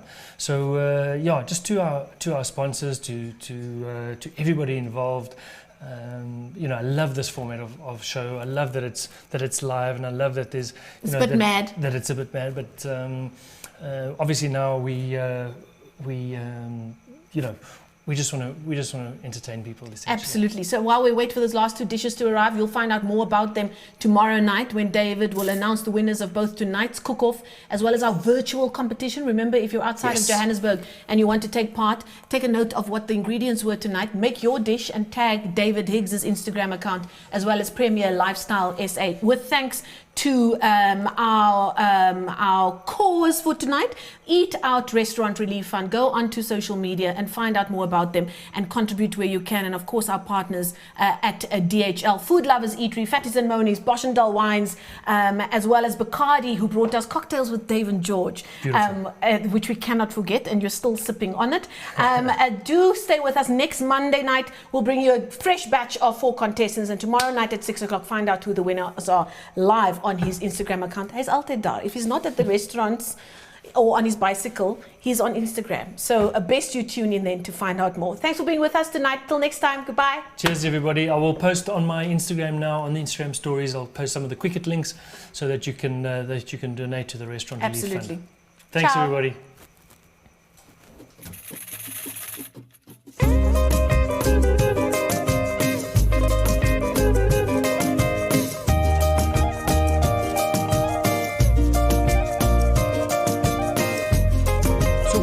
You get involved with Cooking for a Cause? Well, it's exactly that. It's for a great cause, obviously for the Eat Out Restaurant Relief Fund.